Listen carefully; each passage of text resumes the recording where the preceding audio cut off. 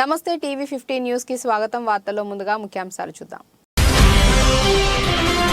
మనిషి మెదడులో తొలిసారిగా బ్రెయిన్ చిప్ చరిత్ర సృష్టించిన ఎలాన్ మస్క్ కంపెనీ పక్షవాతం, పార్కిన్సన్స్ వంటి రోగాలకు చెక్.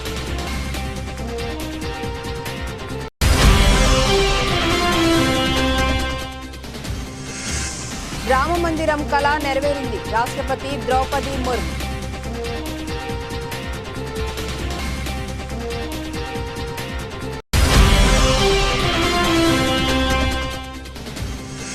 మూడోసారి అధికారంపై ధీమా. కొత్త ప్రభుత్వాన్ని ఏర్పాటు చేశాక పూర్తి స్థాయి బడ్జెట్ ప్రవేశపెడతామన్న ప్రధాని మోదీ.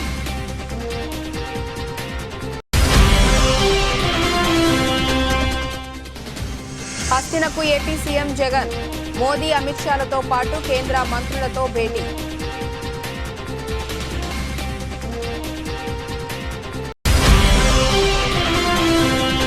ఫిబ్రవరి 2 నుంచి ప్రజల్లోకి.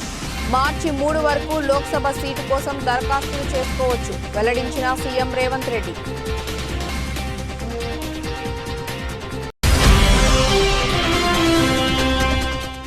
ఖేలో ఇండియా యూత్ గేమ్స్ లో తెలంగాణ పథకాల జోరు. యువ స్విమ్మర్ శ్రీనిత్యకు రజతం.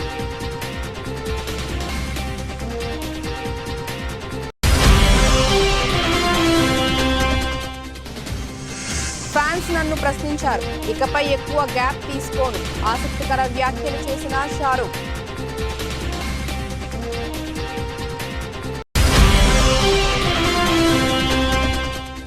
మార్కెట్లో యూనియన్ బడ్జెట్ టెన్షన్. నష్టాల్లో ప్రారంభమైన సూచీలు.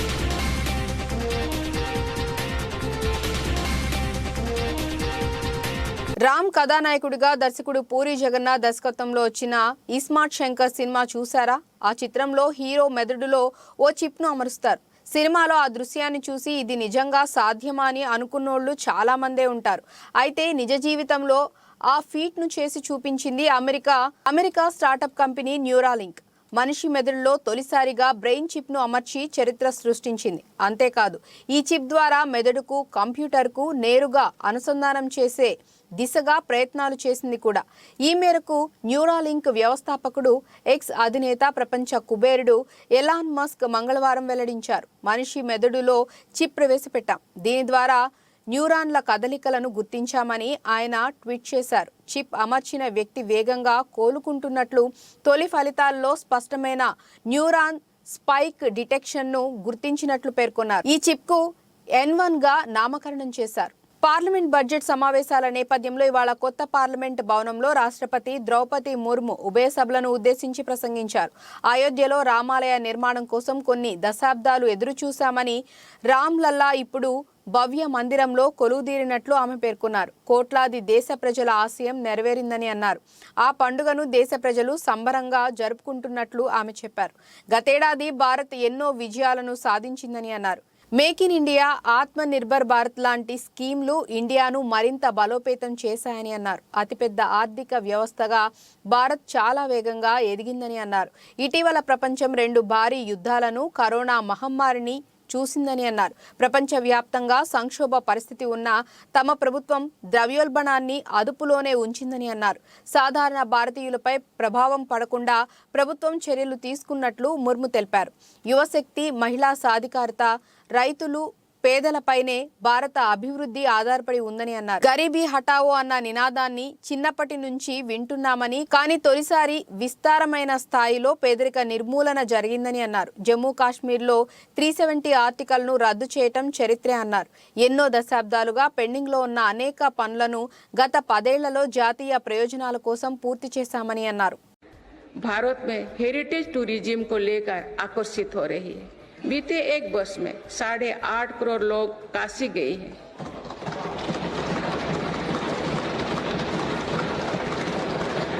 पाँच करोड़ से अधिक लोगों ने महाकाल के दर्शन किए हैं.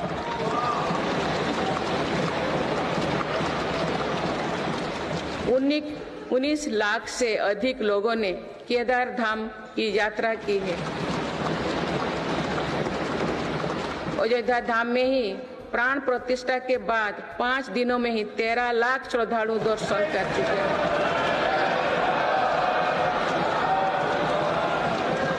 పార్లమెంట్ బడ్జెట్ సమావేశాలు ప్రారంభమయ్యాయి. ఈ సందర్భంగా పార్లమెంట్ ఆవరణలో ప్రధాని నరేంద్ర మోదీ మీడియాతో మాట్లాడారు. నూతన పార్లమెంట్ భవనంలో మొదటి సమావేశంలో ఈసారి ఆర్థిక మంత్రి దిశానిర్దేశక్ బడ్జెట్ను ప్రవేశపెట్టనున్నారని ప్రధాని చెప్పారు. ప్రజల ఆశీర్వాదంతో దేశం దినదినాభివృద్ధి చెందుతూ కొత్త శిఖరాలను అధిరోహిస్తుందని దృఢంగా విశ్వసిస్తున్నట్లు మోదీ తెలిపారు. వచ్చే లోక్సభ ఎన్నికల్లో గెలిచిన తర్వాత పూర్తిస్థాయి బడ్జెట్ ప్రవేశపెడతామని అన్నారు. ఈ సందర్భంగా మోదీ మూడోసారి కేంద్రంలో బీజేపీ అధికారంలోకి వస్తుందని తన మాటల్లో ధీమాను వ్యక్తం చేశారు.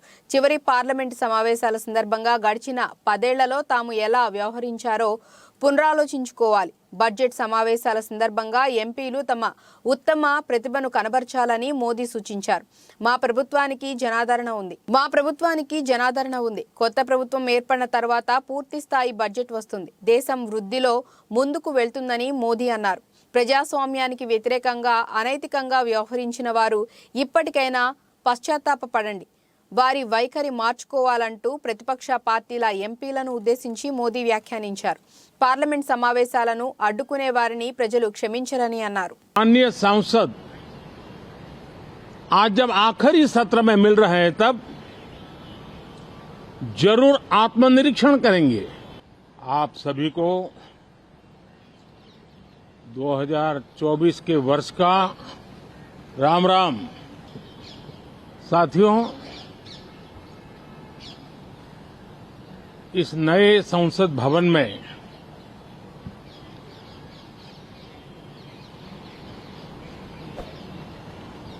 जो पहला सत्र हुआ था उसके आखिर में ये संसद ने एक बहुत ही गरिमापूर्ण फैसला लिया था और वो फैसला था नारी शक्ति वंदन अधिनियम. और उसके बाद 26 जनवरी को भी हमने देखा किस प्रकार से देश ने कर्तव्य पथ पर नारी शक्ति के सामर्थ्य को, नारी शक्ति के शौर्य को, नारी शक्ति के संकल्प की शक्ति को अनुभव किया. ఏపీ సీఎం జగన్మోహన్ రెడ్డి ఇవాళ ఢిల్లీకి వెళ్లనున్నారు. కేబినెట్ సమావేశం అనంతరం గన్నవరం విమానాశ్రయం నుంచి ప్రత్యేక విమానంలో ఢిల్లీ పయనమవుతారు. రేపు కూడా సీఎం జగన్ ఢిల్లీలోనే ఉండే అవకాశం ఉంది. ఢిల్లీ పర్యటనలో భాగంగా ప్రధాని నరేంద్ర మోదీ, కేంద్ర హోంశాఖ మంత్రి అమిత్ షాతో పాటు పలువురు కేంద్ర మంత్రులను జగన్ కలవనున్నారు. ప్రత్యేక హోదా, పోలవరం ప్రాజెక్టుకు నిధులు, ప్యాకేజీ, కేంద్రం నుంచి రావాల్సిన రాయితీలను జగన్ కోరనున్నారు. ఇదే సందర్భంలో ఏపీలో తాజా రాజకీయ పరిణామాలపై కూడా మోదీ, అమిత్ షాలతో సీఎం జగన్ చర్చించనున్నట్లు తెలుస్తోంది. మరో 2-3 నెలల్లో అసెంబ్లీ, పార్లమెంట్ ఎన్నికలు జరగనున్న నేపథ్యంలో ప్రధాని మోదీ, అమిత్ షాలతో జగన్ భేటీ అవుతుండటం రాజకీయంగా ప్రాధాన్యత సంతరించుకుంది. సీఎం జగన్మోహన్ రెడ్డితో పాటు ఆర్థిక మంత్రి కూడా ఢిల్లీ వెళ్లనున్నారు. ప్రధానంగా అనేక ఆర్థిక పరమైన అంశాలకు సంబంధించిన నిధులు కేంద్రం వద్ద పెండింగ్ లో ఉన్న పరిస్థితి, ముఖ్యంగా పోలవరం ప్రాజెక్టులో చేసిన పనులకు సంబంధించిన నిధులు, వెనుకబడిన జిల్లాలకు ప్రత్యేక ప్యాకేజీ, ప్రత్యేక హోదాకు సంబంధించిన అంశం, ఇవన్నీ ఆర్థిక పరమైన అంశాలతో ముడిపడి ఉన్న నేపథ్యంలో ఆర్థిక మంత్రి, ఆర్థిక శాఖకు సంబంధించిన ముఖ్య కార్యదర్శులు కూడా ఢిల్లీ వెళ్లనున్నారు. ఇటీవల కాలంలో ఏపీ కాంగ్రెస్ అధ్యక్షురాలు వైఎస్ షర్మిల ప్రత్యేక హోదా, పోలవరం ప్రాజెక్టు విషయంపై కీలకంగా ప్రస్తావిస్తున్నారు. రాష్ట్ర, కేంద్ర ప్రభుత్వాలపై ఆమె విమర్శలు చేస్తున్నారు. ఈ క్రమంలో మోదీ, అమిత్ షా భేటీలో జగన్ ఈ అంశాలపై ప్రధానంగా ప్రస్తావిస్తారని తెలుస్తోంది. వచ్చే 60 రోజుల్లో లోక్సభ ఎన్నికలు జరిగే అవకాశం ఉందని, ఆ ఎన్నికల్లో మంచి ఫలితాల కోసం కృషి చేయాలని కాంగ్రెస్ శ్రేణులకు TPCC president CM Revanth Reddy పిలుపునిచ్చారు. మంగళవారం గాంధీ భవన్లో ప్రదేశ్ ఎలక్షన్ కమిటీ సమావేశం జరిగింది.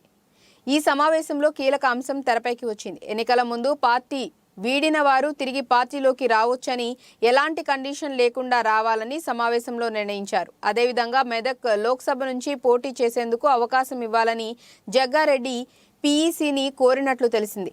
ఈ సమావేశం అనంతరం రేవంత్ రెడ్డి విలేకరుల సమావేశంలో మాట్లాడుతూ పలు అంశాలను ప్రస్తావించారు. లోక్సభ ఎన్నికల్లో అభ్యర్థులను నిర్ణయించే సర్వ అధికారాలను హైకమాండ్కి అప్పగిస్తూ ఏకగ్రీవ తీర్మానం చేసినట్లు రేవంత్ తెలిపారు.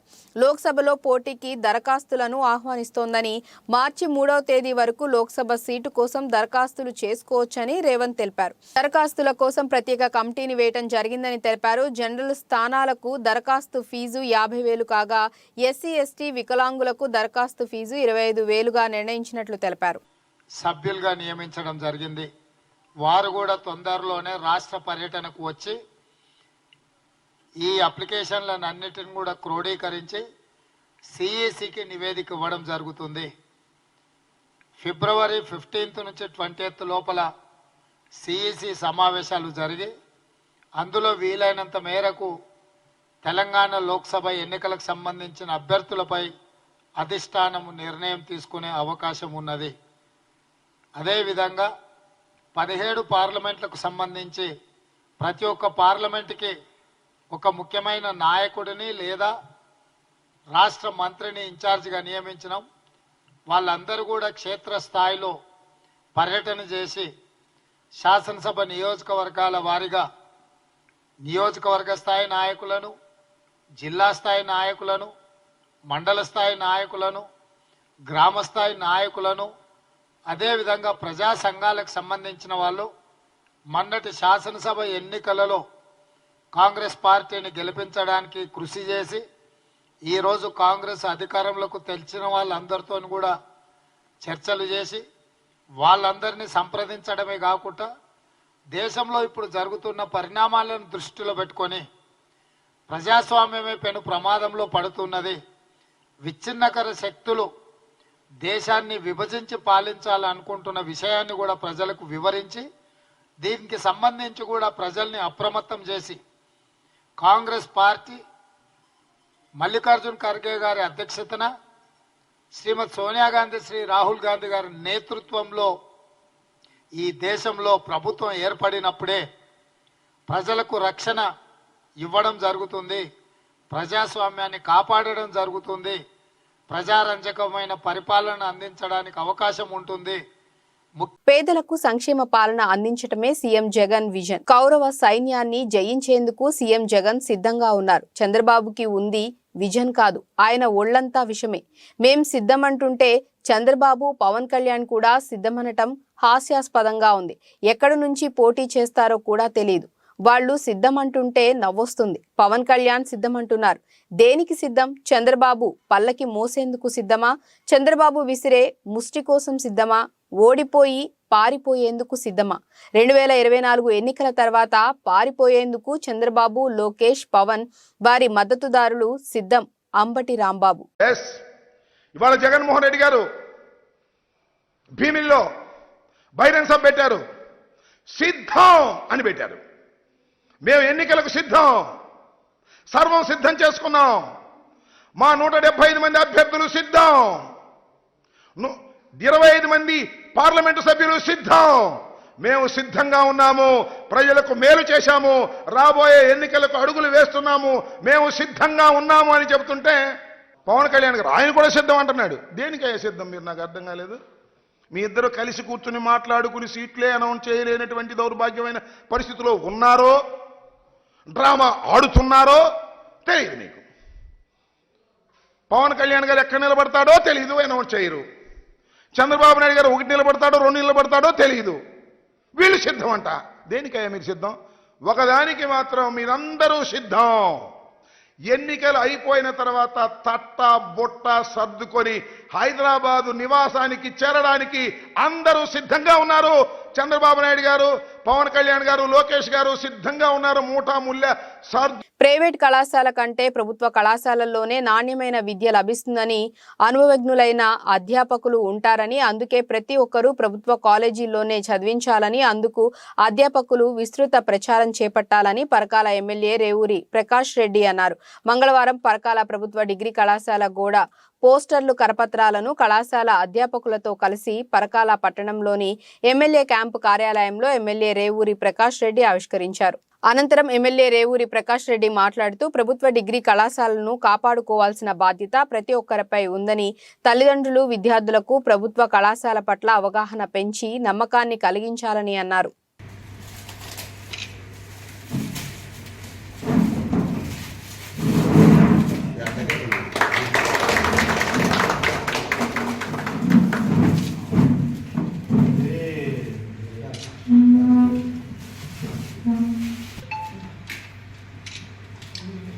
ఓకే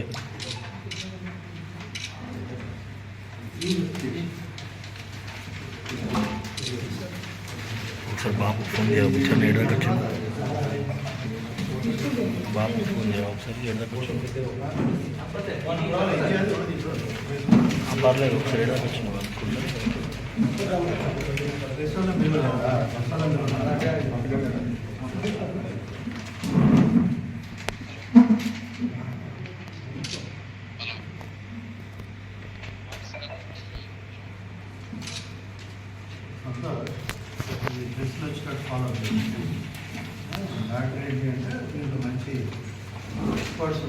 జగ్గయ్యపేట నియోజకవర్గం జయంతిపురం గ్రామం నందు 50 లక్షల ఎస్టీ నిధులతో సీసీ రోడ్లు, డ్రైన్లు ప్రారంభం మరియు 100 మంది లబ్ధిదారులకు జగనన్న సంపూర్ణ గృహ హక్కు పట్టాలను ప్రభుత్వ విప్ శాసనసభ్యులు సామినేని ఉదయభాను అందజేశారు. అదేవిధంగా తిరుమలగిరి గ్రామంలో 1.61 కోట్లతో నూతనంగా నిర్మించిన గ్రామ సచివాలయం, ఆర్బీకే కేంద్రం, తిరుమలగిరి నుండి చిల్లకల్లు వరకు రోడ్డు తదితర అభివృద్ధి కార్యక్రమాలను ప్రభుత్వ విప్ సామినేని ఉదయభాను ప్రారంభించారు. ఈ సందర్భంగా ఉదయభాను గారు మాట్లాడుతూ గ్రామీణ ప్రాంతాల్లో సచివాలయాలు, రైతు భరోసా కేంద్రాలు, హెల్త్ క్లినిక్ల ఏర్పాటుతో గ్రామ స్వరాజ్యానికి నాంది పలికిన ఘనత సీఎం వైఎస్ జగన్మోహన్ రెడ్డికే దక్కుతుందని అన్నారు.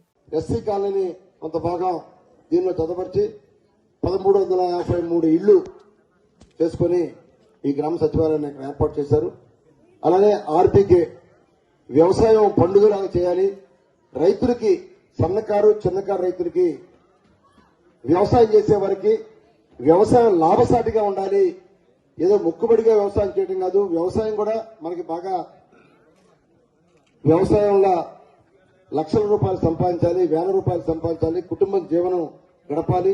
రైతు ఎప్పుడు కూడా 10 మందికి పెట్టే చెయ్యిలాగా ఉండాలి, రైతు చెయ్యి ఎప్పుడు కూడా పైన ఉండాలి అని చెప్పి రాజశేఖర రెడ్డి గారు అనేవాళ్ళు. రైతు ఎప్పుడు కూడా అడుక్కోకూడదు, రైతు ఎప్పుడు 10 మందికి పెట్టే శక్తిని కల్పించాలి. కాబట్టి ఇవాళ రైతు భరోసా అనే ఒక కార్యాలయాన్ని ఏర్పాటు చేసి రైతులకు ఒక భరోసాను ఏర్పాటు చేశారు మన జగన్మోహన్ రెడ్డి గారు. మరి ఇవాళ ఒక మంచి కార్యక్రమం తిరుమలగిరి గ్రామంలో నిజంగా ఇవాళ సచివాలయం, ఆర్బీకే 2 కార్యాలయాన్ని ఏర్పాటు చేశాం. మరి కార్యాలయాన్ని ప్రారంభోత్సవ సమావేశాలకు చేసిన మన తెలంగాణ రాష్ట్ర తొలి ముఖ్యమంత్రి కేసీఆర్ సారథ్యంలోని గ్రామ పంచాయతీలకు మహర్దశ సంతరించుకుందని, గ్రామాల్లో కోట్లాది రూపాయల నిధులతో అభివృద్ధి పనులు జరిగాయని హుజూరాబాద్ ఎమ్మెల్యే పాడి కౌశిక్ రెడ్డి అన్నారు. కమలాపూర్ మండలంలోని దేశరాజుపల్లి, కన్నూరు గ్రామాల్లో నూతన పంచాయతీ భవనాల ప్రారంభంతో పాటు శంభునిపల్లితో పాటు పలు గ్రామాల్లో నూతన పంచాయతీ భవనాల నిర్మాణానికి శంకుస్థాపన చేశారు. దానికి తోడు పలు అభివృద్ధి పనులకు ఎమ్మెల్యే శ్రీకారం చుట్టారు. ఈ సందర్భంగా ఎమ్మెల్యే కౌశిక్ రెడ్డి మాట్లాడుతూ గ్రామాల్లో మౌలిక వస్తువుల కల్పనకు కేసీఆర్ సర్కార్ పెద్దపీట వేసిందని, రానున్న రోజుల్లో నియోజకవర్గంలో మరింత అభివృద్ధి జరుగుతుందని ఆశాభావం వ్యక్తం చేశారు. ఈ కార్యక్రమంలో ZP chairperson Marepalli Sudhir Kumar, MPP Tadaka Rani, ZPTC Kalyani Lakshmanarao, single window chairman Perala Sampath Rao, KDCC director Krishnaprasad, సర్పంచుల ఫోరం అధ్యక్షులు పెండ్యాల రవీందర్ రెడ్డి, పలు గ్రామాల ప్రజాప్రతినిధులు, లీడర్లు పాల్గొన్నారు. ఎలక్ట్రానిక్ మీడియా, ప్రింట్ మీడియా మిత్రులందరికీ కూడా పేరు పేరున నా హృదయపూర్వక నమస్కారాలు తెలియజేస్తున్నాను. ఇవాళ హుజూరాబాద్ నియోజకవర్గంలో కమలాపూర్ మండలంలో ఇలా శంభూన్పల్లి, కాన్పర్తి, దేశరాజ్పల్లి, కన్నూరు గ్రామాలలో నూతన గ్రామ పంచాయతీలు ఓపెన్ చేయడం జరిగింది. ఇది తెలంగాణ తొలి ముఖ్యమంత్రి కేసీఆర్ గారి విజన్. కేసీఆర్ గారి నాయకత్వంలో ఇంత అద్భుతమైన అభివృద్ధిని హుజూరాబాద్ నియోజకవర్గంలో అభివృద్ధి చేయడం జరిగింది.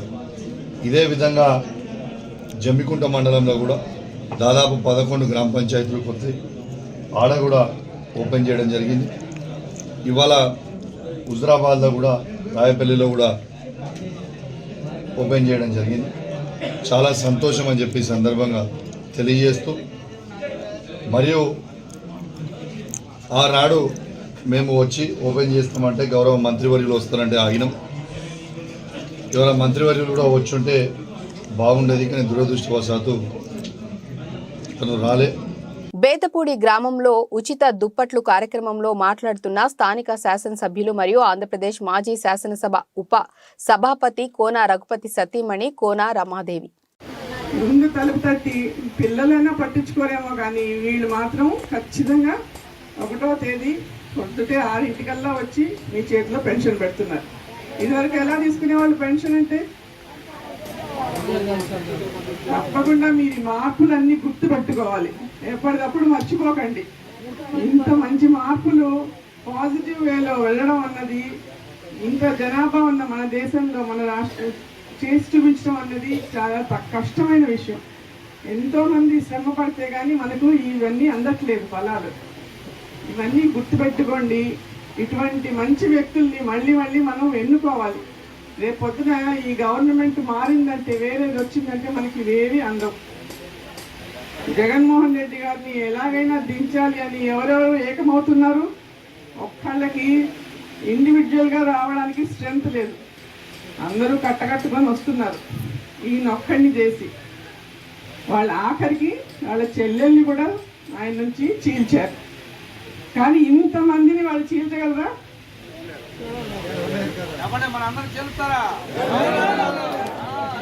మీరెవరిని మిమ్మల్ని అందరినీ ముట్టే ధైర్యం వాళ్ళకి లేదు. తప్పకుండా గెలుపు మనదే, టికెట్ మనదే. గెలిచి మళ్ళీ రఘుపతి గారిని మళ్ళీ ఎమ్మెల్యే చేసుకున్నాం, ముఖ్యమంత్రి గారికి మనం గిఫ్ట్ ఇస్తాం. Thank you. టీడీపీ అధినేత చంద్రబాబు అరెస్టు సమయంలో మనస్తాపంతో చనిపోయిన కార్యకర్తల కుటుంబాలకు భరోసానిచ్చేందుకు నిజం గెలవాలి పేరుతో నారా భువనేశ్వరి చేపట్టిన కార్యక్రమంలో భాగంగా 4 రోజుల పాటు బాపట్ల, ఒంగోలు, నెల్లూరు జిల్లాలలో పర్యటిస్తున్న నేపథ్యంలో హైదరాబాద్ నుంచి గన్నవరం విమానాశ్రయానికి చేరుకున్న నారా భువనేశ్వరికి శాలువాతో సత్కరించి ఘన స్వాగతం పలికిన తెలుగు మహిళా రాష్ట్ర ప్రధాన కార్యదర్శి మాల్పురి సాయి కళ్యాణి. ఈ నెల 28న హైదరాబాద్లోని సరూర్ నగర్ ఇండోర్ స్టేడియంలో జరిగిన 2వ ఇంటర్నేషనల్ మార్షల్ ఆర్ట్స్ కరాటే పోటీల్లో మెదక్ జిల్లా నార్సింగ్ మండలానికి చెందిన ప్రణతి, గీతిక, శరణ్య ముగ్గురు విద్యార్థులు మొదటి స్థానంలో నిలవటంతో వారికి గోల్డ్ మెడల్ తో పాటు ప్రశంసా పత్రాన్ని అందజేశారు. మొదటి స్థానంలో నిలిచి గోల్డ్ మెడల్ సాధించిన విద్యార్థులకు karate coach master Sampath, grand master Hariprasad, chief guest cine hero Suman అభినందించారు. విషయం తెలుసుకున్న నార్సింగ్ జెడ్పీటీసీ బాణాపురం కృష్ణారెడ్డి నేడు పాఠశాలలో సమావేశం ఏర్పాటు చేసి విద్యార్థులను అభినందించారు.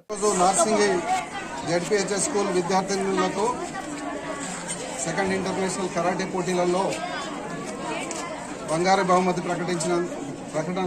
బంగారు మెడల్స్ వచ్చినందుకు వారిని ప్రత్యేకంగా అభినందిస్తూ, అదే కాకుండా నార్సింగ్ జెడ్పీహెచ్ఎస్ స్కూల్లో విద్యార్థులు కూడా 91% ఉత్తీర్ణత ఉన్నందుకు అటు విద్యార్థులను కానీ ఇటు ఉపాధ్యాయులను అందరినీ కానీ ప్రత్యేకంగా అభినందిస్తూ, ఇదే మరీ కొంత ఉత్సాహంతో మరి ముందుకు వచ్చి కరాటే క్లాసులలో కానీ, గేమ్స్లలో కానీ, ఎడ్యుకేషన్లో కానీ ముందుండి ఇంకా మంచి విజయాలు అందుకోవాలని కోరుకుంటూ ఈ అవకాశం ఇచ్చిన మీ అందరికీ చెన్నై వేదికగా జరుగుతున్న ఖేలో ఇండియా యూత్ గేమ్స్ లో తెలంగాణ పతక జోరు దిగ్విజయంగా కొనసాగుతోంది. మంగళవారం జరిగిన మహిళల 200 మీటర్ల బ్యాక్ స్ట్రోక్ ఫైనల్లో యువ స్విమ్మర్ శ్రీనిత్య సాగి 2 గంటల 25 నిమిషాల 83 సెకండ్ల టైమింగ్ తో రజత పతకం సొంతం చేసుకుంది. ఇదే విభాగంలో పాలక్, అసుతోష్, నైసా వరుసగా స్వర్ణ, కాంస్య పతకాలు కైవసం చేసుకున్నారు. బాలీవుడ్ బాద్షా షారూక్ ఖాన్ కొన్నాళ్ల క్రితం వరుస ఫ్లాప్లు చూసి సినిమాలకు గ్యాప్ ఇచ్చారు. అంతా షారూక్ పని అయిపోయిందని అనుకున్నారు. కానీ గత సంవత్సరం పఠాన్, జవాన్ సినిమాలతో బ్యాక్ టు బ్యాక్ 1000 కోట్ల హిట్ సినిమాలు ఇచ్చి డంకీ సినిమాతో ఓ ఎమోషనల్ సినిమాని కూడా ఇచ్చాడు. ఒక్క సంవత్సరంలోనే 3 సినిమాలతో గ్రాండ్ కంబ్యాక్ ఇచ్చి తన పని అయిపోయింది అన్న వాళ్ళ అందరికీ సినిమాలతోనే సమాధానం చెప్పాడు.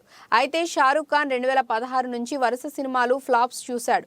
తర్వాత 2018 నుంచి ఏకంగా 5 ఏళ్లు గ్యాప్ తీసుకొని గత సంవత్సరమే థియేటర్స్లో సందడి చేశాడు.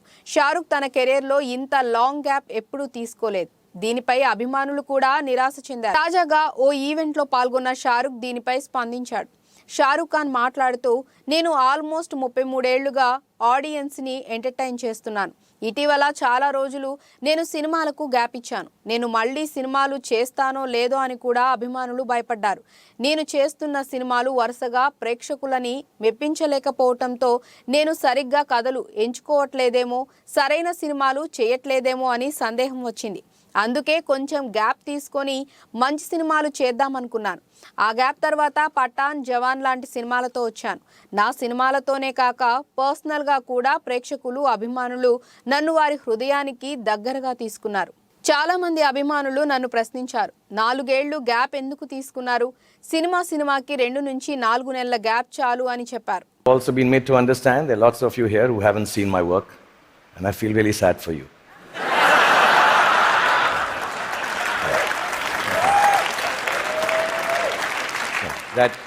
That doesn't take away from the fact that I'm completely self-obsessed, as a movie star should be. And that's when my friends Chris and Juliet called me here to speak about the future you. Naturally, it follows I'm going to speak about the present me.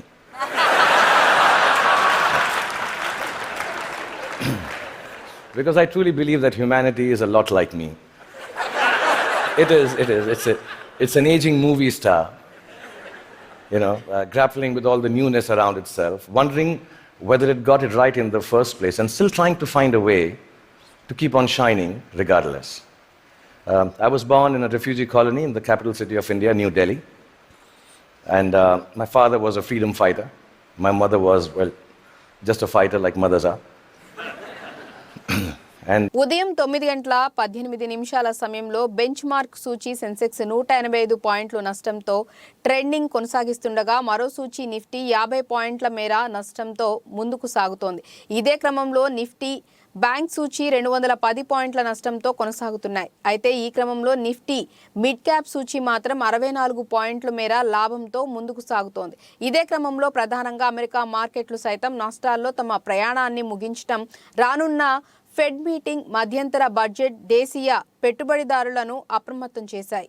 ఈ క్రమంలో TCS, Voltas, LT కంపెనీల షేర్లు ప్రధానంగా ఫోకస్లో కొనసాగుతున్నాయి. వార్తలు ముగించే ముందు ముఖ్యాంశాలు మరోసారి.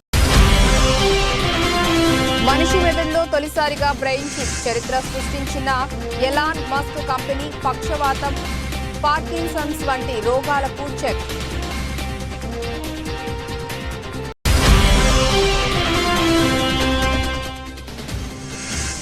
రామ మందిరం కళ నెరవేరింది. రాష్ట్రపతి ద్రౌపది ముర్ము.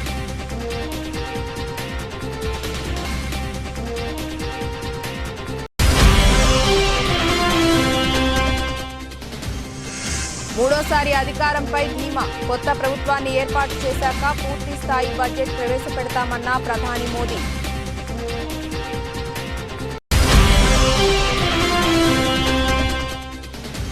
హస్తినకు AP CM Jagan. మోదీ, అమిత్ షాలతో పాటు కేంద్ర మంత్రులతో భేటీ.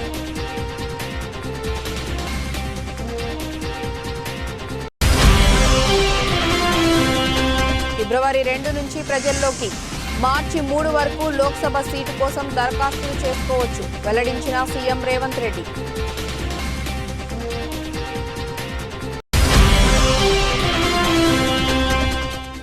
ఖేలో ఇండియా యూత్ గేమ్స్ లో తెలంగాణ పథకాల జోరు. యువ స్విమ్మర్ శ్రీనిత్యకు రజతం.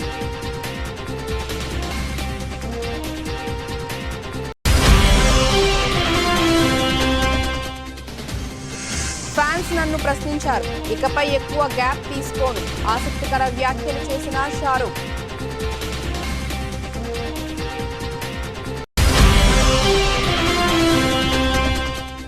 మార్కెట్లో యూనియన్ బడ్జెట్ టెన్షన్, నష్టాల్లో ప్రారంభమైన సూచీలు.